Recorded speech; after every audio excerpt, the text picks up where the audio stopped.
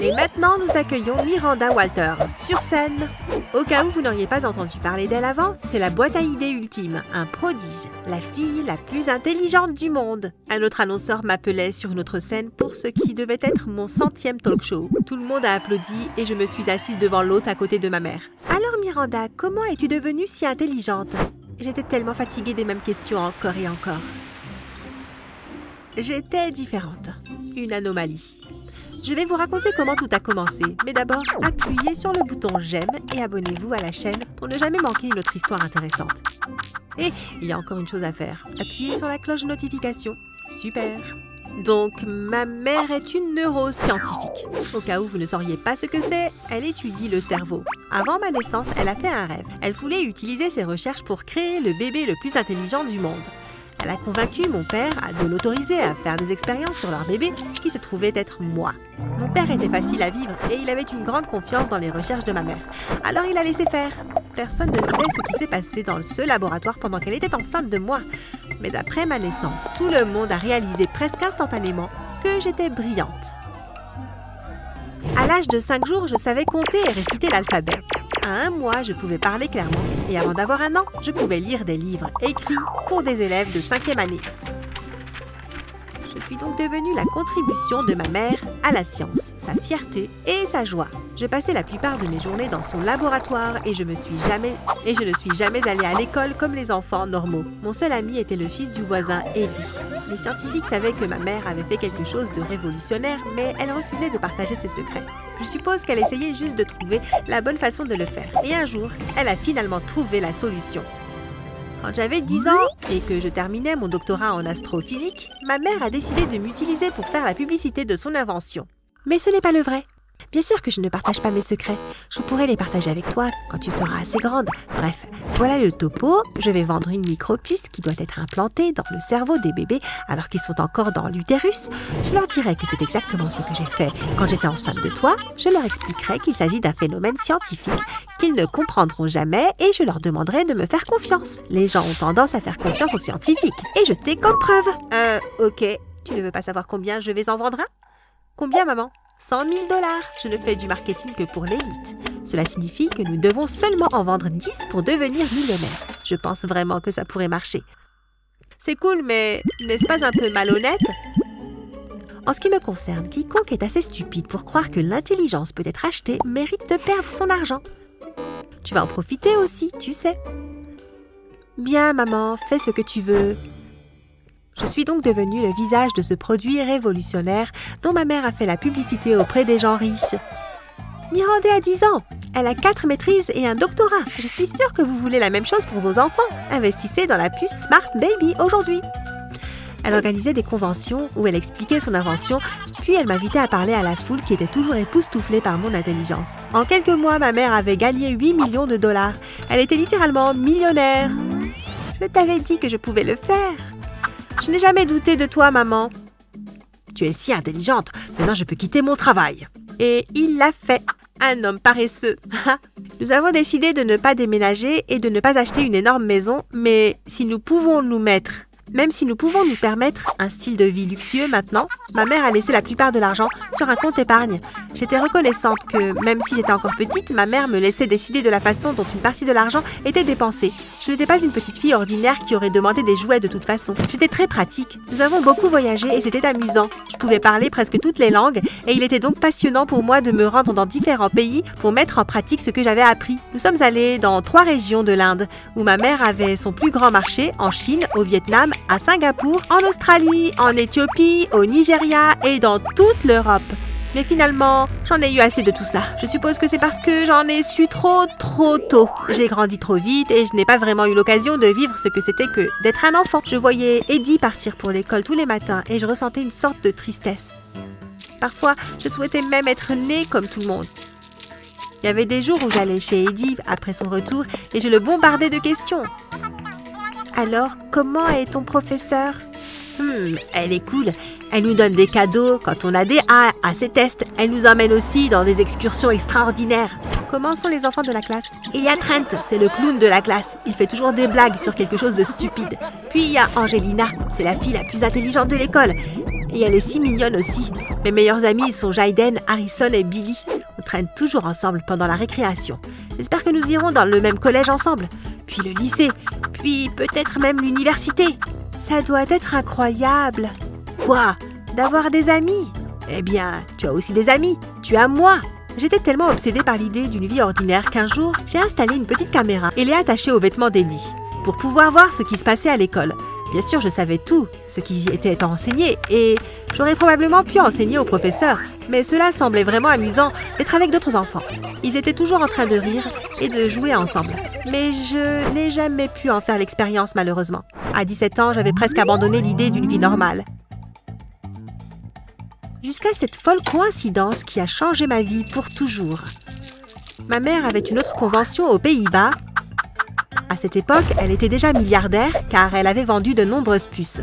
Les gens étaient convaincus qu'elle fonctionnait d'une manière ou d'une autre. Et elle a donc eu de plus en plus de clients. Après avoir rencontré tout un tas de femmes enceintes qui voulaient avoir des enfants intelligents comme moi, ma mère et moi sommes allés prendre une collation dans un petit café. J'étais en train de me gaver quand j'ai commencé à avoir vraiment soif. Alors je me suis levée et je suis allée commander autre chose. J'ai jeté un coup d'œil dans la cuisine où la nourriture était préparée et mes yeux ont failli sortir de ma tête. Il y avait une fille qui faisait la vaisselle et qui me ressemblait exactement. Même taille, même couleur de cheveux, même couleur d'yeux, tout. C'est ma chance, j'ai pensé. Je l'ai appelée et elle est venue tout de suite. « Waouh, tu me ressembles !» a-t-elle dit. « Ouais, c'est pourquoi je veux te parler. Au fait, je m'appelle Miranda. C'est quoi ton nom ?»« Mila. » « C'est ce que tu fais toute la journée? Faire la vaisselle ?»« Oui. J'ai fui la maison quand j'étais très jeune et c'est tout ce que je peux faire pour gagner de l'argent. » J'ai une idée. Ça te dirait d'être milliardaire et de voyager dans le monde entier? Eh bien, j'adorais ça. C'est quoi le piège? Pas de piège, vraiment. Tu dois juste faire semblant d'être moi. Ma mère ne le remarquera peut-être même pas. Elle ne pense qu'à l'argent. Changeons de place. Ok. Je me suis dit que sa vie devait être vraiment misérable pour qu'elle accepte si vite. Nous avons décidé de nous retrouver devant le café ce soir-là pour faire l'échange. Quand je suis arrivée, elle m'attendait déjà. Je lui ai donné les clés de ma chambre d'hôtel et elle m'a donné les clés de son appartement et m'a expliqué le chemin. Nous avons également échangé nos réseaux sociaux au cas où nous aurions des difficultés en cours de route. C'était ça, j'étais libre. Je suis retournée dans l'affreux appartement de Mila. C'était petit et sale. Une pièce servait pour la cuisine, le salon, la salle de bain et la chambre à coucher. Je vais faire en sorte que ça marche, j'ai pensé. J'ai envoyé un message à Mila pour m'assurer qu'elle était bien installée. Elle m'a répondu immédiatement. « Je vais bien. Ta mère n'a même pas remarqué que ce n'était pas moi. Cet hôtel est incroyable. La nourriture est super et ce lit est si confortable. Merci, Miranda. » Je dois admettre que ça fait un peu mal, mais peu importe. J'allais profiter de ma nouvelle vie. J'ai sorti mon ordinateur portable et j'ai rapidement créé une entreprise de rédaction de documents académiques pour les étudiants universitaires. C'était très facile pour moi, car ce genre de choses ne me prenait que quelques minutes. En un mois environ, j'avais gagné assez d'argent pour déménager de cet horrible appartement. Puis j'ai décidé que puisque j'avais été privée d'une expérience au lycée, j'irais à l'université. Parce que c'est censé être amusant, non? J'ai économisé assez d'argent grâce à mon entreprise et je me suis inscrite à un programme artistique dans une université locale. Je n'arrivais pas à croire que je vivais enfin ce que j'avais toujours voulu. Je me suis fait des tas d'amis et j'ai même commencé à avoir des rendez-vous. Le seul garçon à qui je parlais vraiment avant était mon voisin Eddie et je le voyais plus comme un frère. Mais maintenant, il y avait tellement de gars à qui parler. Oh my God! Et ne me lancez pas sur les fêtes de l'université. Je me suis éclatée. J'étais en 2e année quand j'ai rencontré Steven. Il était tout ce qu'une fille pouvait demander. Gentil, attentionné, doux, intelligent et beau à tomber. Parce que j'étais plus intelligente que tout le monde, j'ai toujours pensé qu'il serait difficile de trouver quelqu'un de mon niveau. Mais Steven était aussi intelligent. Nous n'étions jamais à court de sujets de conversation. Et c'est l'une des choses que j'aimais le plus chez lui. Lors de notre dernière année d'université, nous avons décidé de quitter le campus et d'emménager ensemble. J'avais enfin l'impression que j'allais réaliser mon rêve d'effacer complètement mon passé et de commencer une nouvelle vie. Mais un soir, alors que nous nous apprêtions à dormir, il a soudain eu beaucoup de questions. Comment se fait-il que tu ne parles jamais de ta famille ? Tu n'as jamais demandé? Eh bien, il est normal que les gens mentionnent leur famille de temps en temps, mais tu ne le fais jamais. C'est vraiment bizarre. Vous pensez probablement que j'aurais pu mentir, mais c'était l'amour de ma vie, et je voulais être honnête avec lui.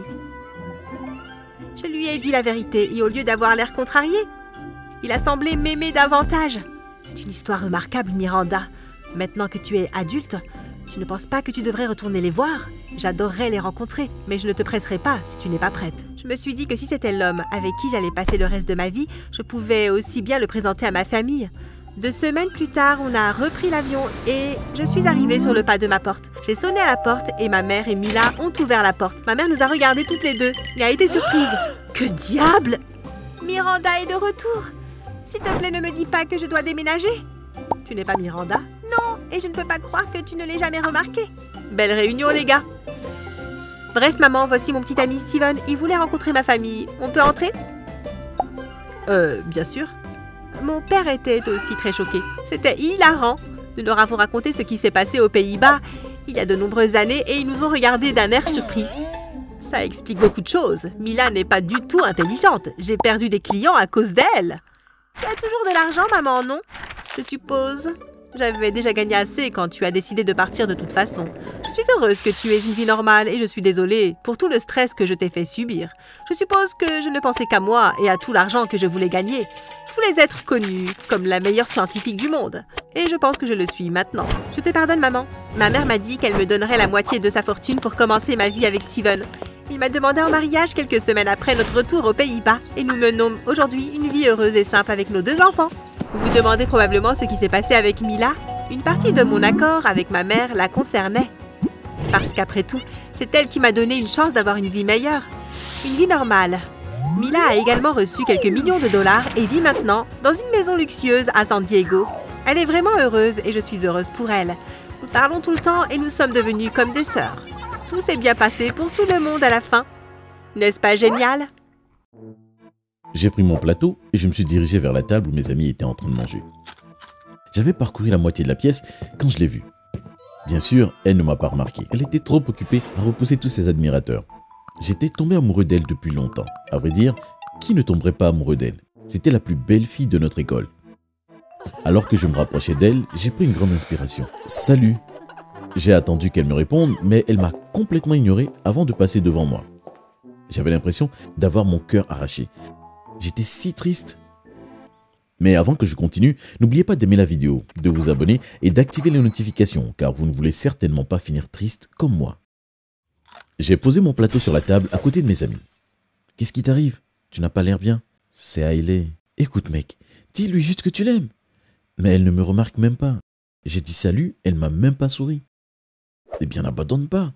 Tu dois trouver un moyen de l'impressionner. Comment est-ce que je vais faire ça? Je ne sais pas, mais je suis sûr que tu trouveras un moyen. Quand je suis rentré de l'école, cet après-midi-là, je suis allé directement dans ma chambre. « Jason, tu veux un sandwich ou autre chose ?»« Non, merci maman, je n'ai pas faim. »« C'est bizarre. Est-ce que ça va ?» J'ai soupiré. « Oui, je vais bien. »« Ok, bon, je vais faire quelques courses. Je ne serai pas longue. » Je me suis allongé sur mon lit et j'ai regardé le plafond. Qu'est-ce que je devais faire? Je dois trouver un moyen pour que Hailey me remarque.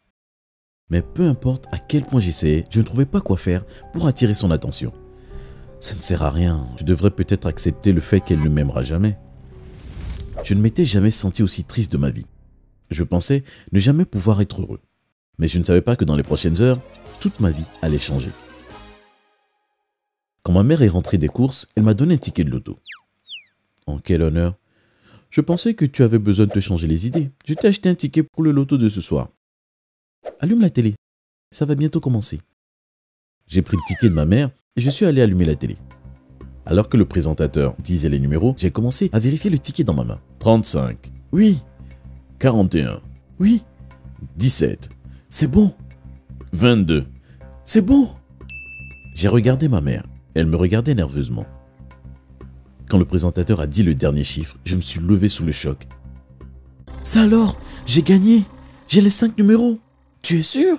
Absolument. 35, 41, 17, 22, 11. Tu as gagné. Tu as gagné. Moi et ma mère avons commencé à danser fou de joie. Je me demande combien j'ai gagné. On va le savoir d'un instant à l'autre. Il va annoncer le prix du gagnant. Et ce soir, on a seulement un gagnant qui a gagné le jackpot de 5 millions de dollars. Ça m'a pris un moment, mais j'ai finalement compris. J'étais riche. Je venais de gagner 5 millions de dollars. Le reste de la soirée est un flou total. Ma mère a appelé toute notre famille et amis pour leur dire la bonne nouvelle. Beaucoup de monde sont venus me féliciter, on a fait la fête toute la nuit. Le lendemain, quand je suis arrivé à l'école, la nouvelle était déjà répandue. j'ai été immédiatement entouré de tous mes amis et de beaucoup de personnes que je ne connaissais même pas. C'est vrai, tu es millionnaire? Qu'est-ce que tu vas acheter? Tu as trop de chance. Tout le monde était content et j'aimais toute cette attention. Puis j'ai remarqué Hailey venir vers moi. Je m'attendais à ce qu'elle passe juste devant moi sans me regarder. Mais au lieu de ça, elle s'est approchée de moi. Salut Jason. Félicitations. Oh, merci Hailey. Tu sais, tu es très mignon. Est-ce que quelqu'un te l'a déjà dit?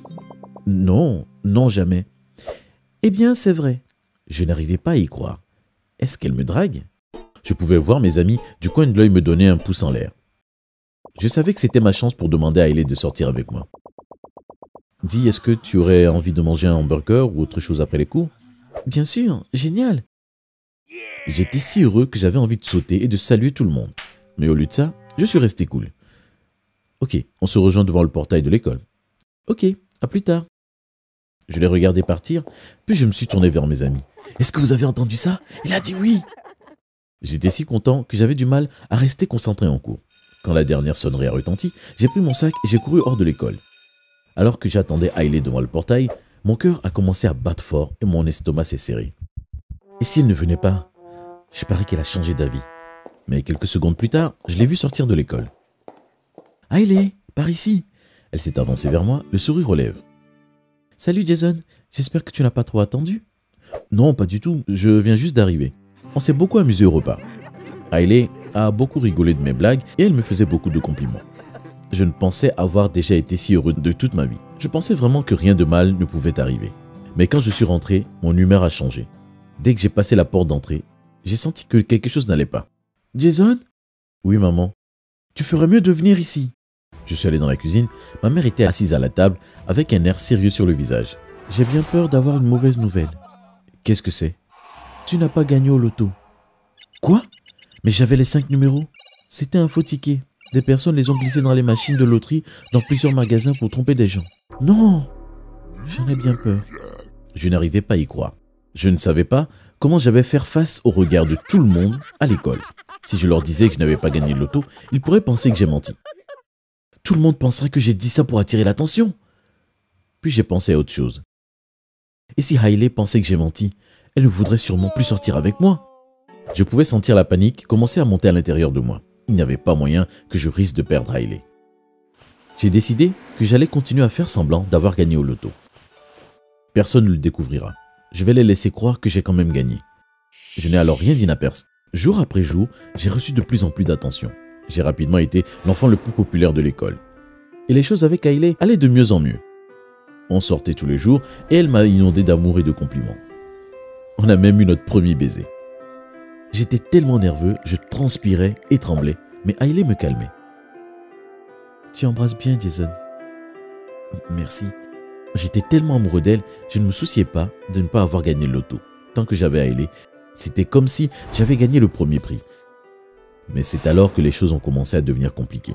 Tout le monde me demandait dans quoi je dépensais mon argent. Est-ce que tu as acheté une nouvelle voiture? Quoi? Ah oui, on a pris une Ferrari. Wow!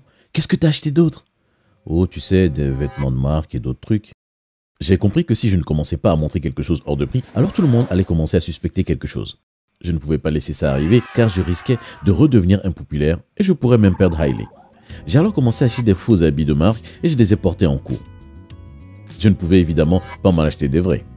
Mais personne à l'école n'allait voir la différence. Hailey m'a aussi demandé quelques trucs. Je lui ai donc acheté quelques faux. Un faux sac et quelques fausses boucles d'oreilles en diamant. Elle ne se doutait de rien. Je pensais pouvoir m'en tirer comme ça. Mais un jour, les choses ont mal tourné. Je sortais de l'école et il y avait ma mère qui m'attendait pour me ramener. Ce n'était pas ça le problème, mais le fait qu'elle conduisait notre vieille voiture. Tout le monde regardait avec un air choqué sur leur visage. J'ai compris qu'ils se demandaient tous pourquoi ma mère conduisait cette vieille voiture. « Où est ta Ferrari ?» J'ai essayé de faire partir Hailey rapidement, mais ma mère l'avait entendu. « Ferrari ?» Les autres étudiants ont commencé à se rassembler autour de nous. « Pourquoi est-ce que vous conduisez cette vieille voiture? Où est votre Ferrari ?»« On n'a pas de Ferrari ?»« Mais avec tout l'argent du loto, pourquoi est-ce que vous n'avez pas acheté de nouvelles voitures ?»« On n'a pas gagné au loto. » On pouvait entendre tout le monde être surpris. J'étais abattu. Je n'arrivais pas à croire qu'on m'avait démasqué. Pourquoi est-ce que tu nous as tous menti? Tu n'es qu'un raté. Tu as fait semblant pendant tout ce temps. Je ne me souciais pas de ce que tout le monde pensait, à part Hailey. Tu n'es qu'un idiot, Jason. Je ne veux plus jamais te voir. Tout le monde, ainsi que Hailey, sont partis en me laissant seul avec ma mère. Alors que je grimpais dans la voiture, je ne pouvais pas m'empêcher de me sentir mal. Ma mère s'est assise côté conducteur avant de démarrer. Qu'est-ce qui se passe, Jason? Pourquoi est-ce qu'il croyait que tu avais gagné au loto? Je n'ai juste pas dit que le ticket était faux. Mais pourquoi? Je voulais que tout le monde m'aime bien. J'avais peur que s'il découvre que je n'avais pas gagné le loto, il penserait que j'avais tout inventé. Oh, Jason, tu dois être honnête.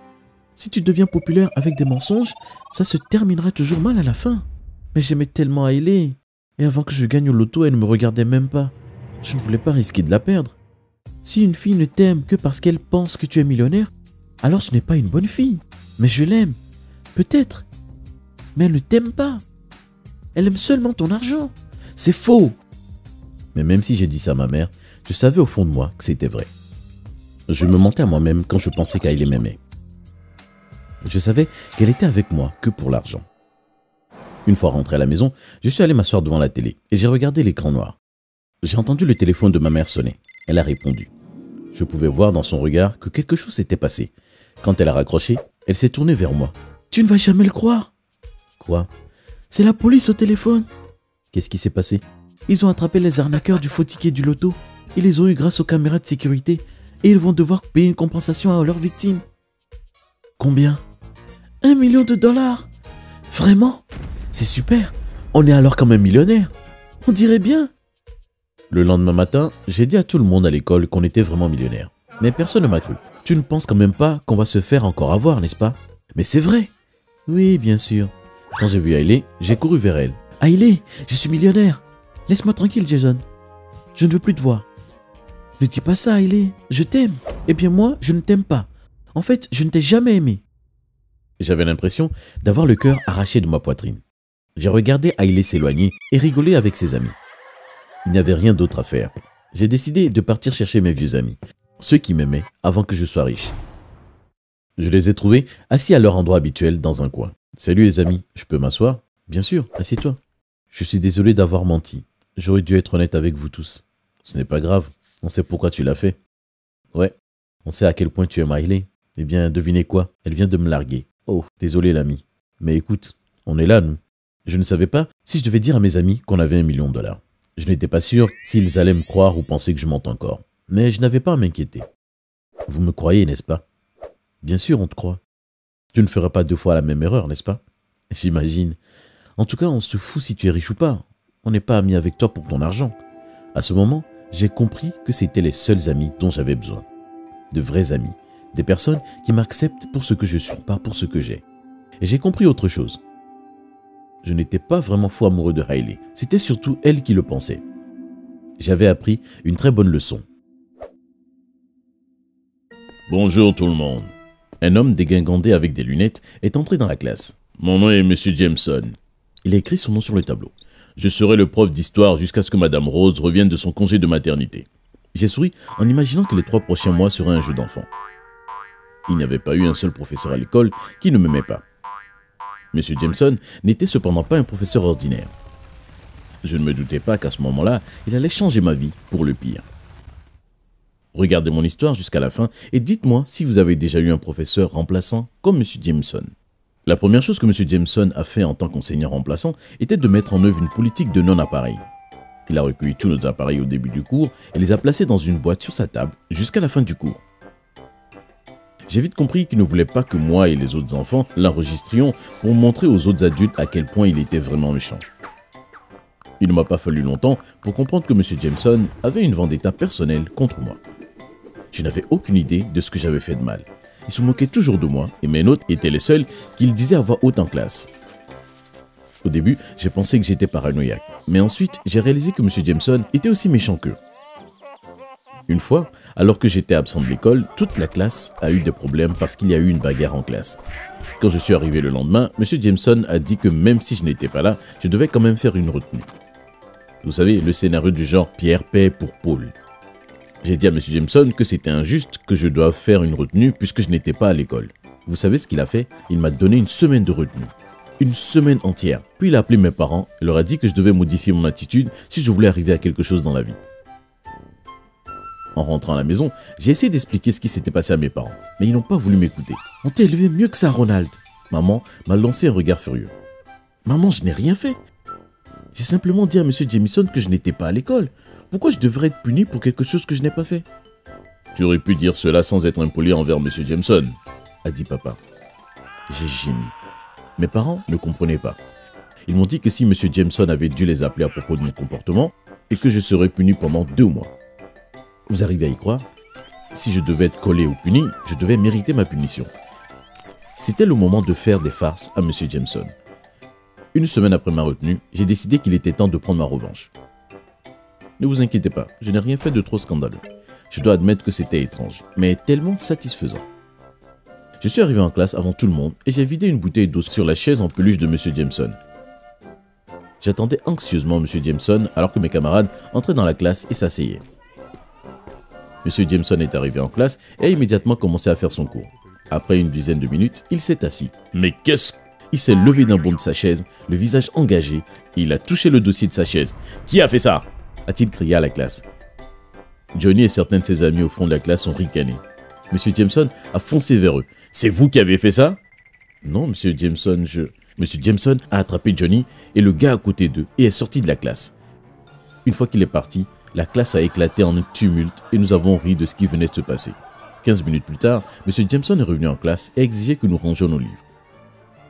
On a eu une interrogation ce jour-là et tous les élèves de la classe ont échoué. Nos parents n'étaient pas contents. Après avoir fait la farce de l'eau et entendu les enfants chuchoter entre eux à quel point c'était génial, j'ai décidé de faire une autre farce le lendemain. La montée d'adrénaline n'avait rien à voir avec ce que j'avais ressenti auparavant. J'ai apporté de la colle forte de mon père à la maison et je l'ai étalée sous la table du professeur. Au moment où M. Jameson est arrivé en classe et tout le monde était assis, c'est comme s'il attendait que quelque chose se passe. Avant de s'asseoir, M. Jameson a tâté sa chaise pour s'assurer qu'elle était sèche. Une fois cela réglé, il s'est assis et a commencé le cours. Quand il a essayé de se lever de la chaise, ses chaussures étaient coincées. Cette fois, la classe ne s'est pas souciée de la punition de M. Jameson. Ils ont ri et ont pointé du doigt, alors que M. Jameson a dû demander l'aide du concierge, Joe, un homme âgé, pour décoller ses chaussures du carrelage. M. Jameson a donné à la classe une semaine de retenue, mais on s'en fichait. Le fait que quelqu'un ait tenu tête à ce méchant professeur était suffisant.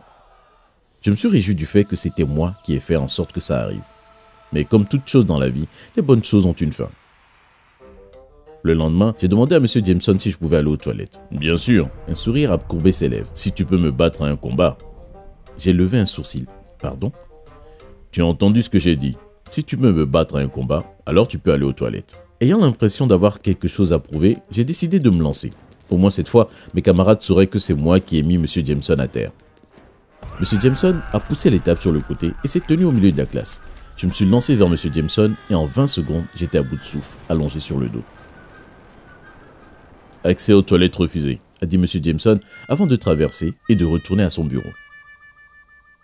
Tout en moi voulait courir à la maison et dire à mes parents pour les tactiques d'intimidation de M. Jameson, mais je savais qu'ils ne me croiraient pas.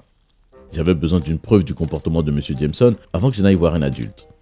Quelques-uns de mes pères ont essayé d'enregistrer M. Jameson, mais ils ont tous été pris. J'ai cessé d'apprécier l'école. Mais d'autres ont chuté de façon spectaculaire et j'ai eu l'impression qu'on m'avait enlevé toute ma vie.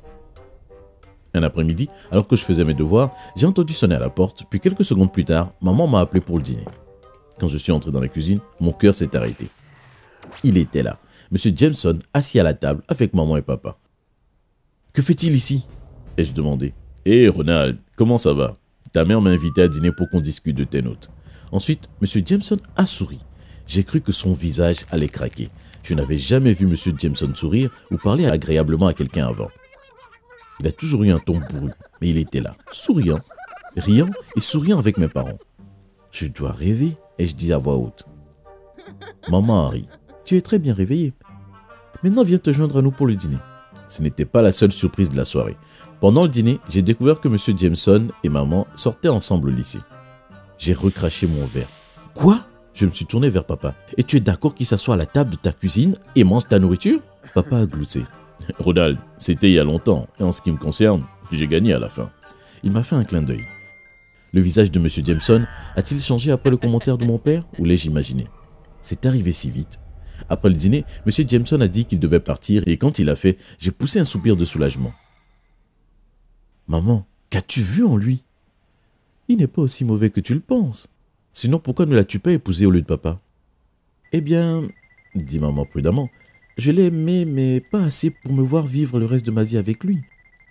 Je devais être fidèle à ce que je ressentais, alors je lui ai dit que je pensais que nous devrions voir d'autres personnes. Quelques semaines plus tard, j'ai rencontré ton père et le reste appartient à l'histoire. On pourrait penser qu'après être venu chez moi, s'être mêlé à mes parents et avoir dîné avec nous, l'attitude de M. Jameson à mon égard changerait. Faux. C'est comme s'il était devenu 10 fois pire. Je me sentais inutile et vaincu. Un après-midi, je me suis assis sur l'un des bancs de la cour avant de rentrer chez moi. J'ai eu les larmes aux yeux lorsque j'ai réalisé que M. Jameson savait qui j'étais avant d'entrer dans la classe le premier jour. J'étais le fils d'une ex qui lui a brisé le cœur. En me maltraitant, il a probablement pensé que cela blesserait ma mère.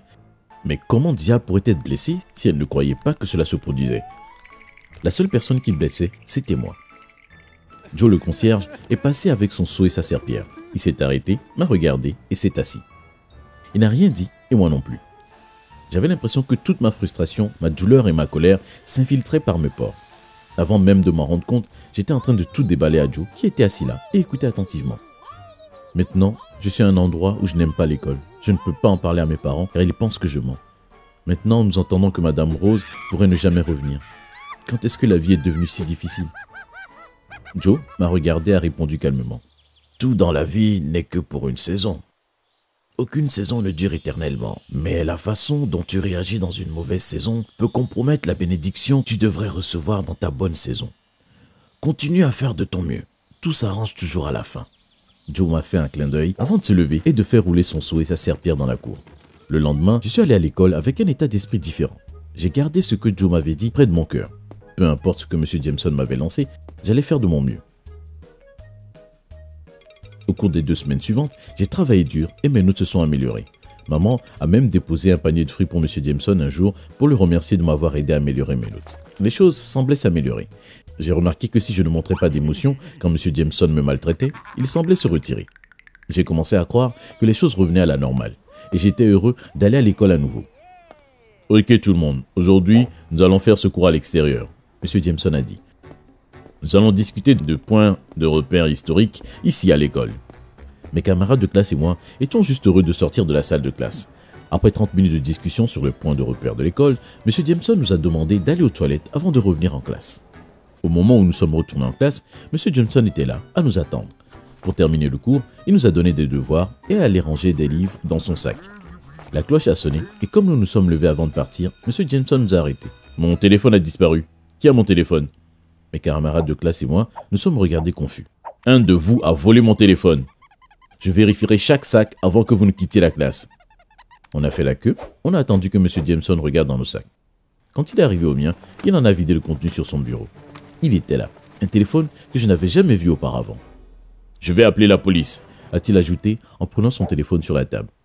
« Je n'ai pas volé votre téléphone, vous l'avez probablement planté là quand vous êtes revenu en classe. Je ne suis pas un voleur !» ai-je hurlé. J'en avais marre et j'étais fatigué de M. Jameson. « Tu peux dire ça à la police !» M. Jameson et moi nous sommes engueulés jusqu'à ce que le principal Gray entre dans la classe. « Que se passe-t-il ici, M. Jameson ?» M. Jameson a dit au principal Gray que j'avais volé son téléphone et qu'il était sur le point d'appeler la police. « Je ne pense pas que ça soit nécessaire, M. Jameson. Je suis sûr qu'il y a un meilleur moyen. »« Personne ne m'écoute, je n'ai pas volé le téléphone de M. Jameson. Il est juste jaloux que maman ait rompu avec lui et épousé mon père. » Avant que le principal Gray ne puisse répondre, Joe est entré dans la classe. « Qu'est-ce qui se passe ?»« Occupez-vous de vos affaires, vieil homme, » a grogné M. Jameson. « Quand quelqu'un renversera quelque chose, nous vous rappellerons. » M. Jameson avait fait un pas vers Joe et le principal Gray s'est interposé. « Joe, ça ne te concerne pas. »« Joe, M. Jameson ici présent m'accuse d'avoir volé son téléphone et dit qu'il allait à la police. »« C'est le cas ?» Joe a regardé de haut en bas M. Jameson avec un œil critique. Sans un mot de plus, Joe s'est dirigé vers le fond de la classe. Il a pris une caméra qui était cachée entre les 2 livres et s'est dirigé vers le principal Gray. Il a rembobiné la cassette et l'a fait écouter au principal Gray. Sur la cassette, on voyait M. Jameson mettre son téléphone dans mon sac avant que les élèves ne retournent en classe. Si vous avez besoin de plus de preuves, j'ai les enregistrements des 3 derniers jours. Depuis que Ronald m'a raconté ses mésaventures avec Monsieur Jameson, je savais que je devais faire quelque chose. J'ai économisé de l'argent et acheté une caméra. Aucun enfant ne devrait avoir à être intimidé par un enseignant. Honte à vous, Monsieur Jameson. Monsieur Jameson, retrouvez-moi dans mon bureau maintenant. Le principal Gray a dit et est sorti de la classe. Monsieur Jameson a fait un pas vers moi et Joe lui a tapé sur l'épaule avec sa serpillère par derrière. Je ne ferais pas ça si j'étais vous. Monsieur Jameson a grommelé quelque chose dans son souffle avant d'attraper ses affaires et de sortir de la classe. J'ai remercié Joe et l'ai invité à dîner avec ma famille le soir même. Pendant le dîner, j'ai raconté à mes parents ce qui s'était passé à l'école ce jour-là et comment Joe était venu à la rescousse. Mes parents ont remercié Joe et se sont excusés auprès de moi. Monsieur Jameson a été renvoyé et on ne l'a plus jamais revu. À tous ceux qui écoutent, continuez à parler. Trouvez un adulte qui vous écoutera et finalement, comme Joe l'a dit, tout finit par s'arranger.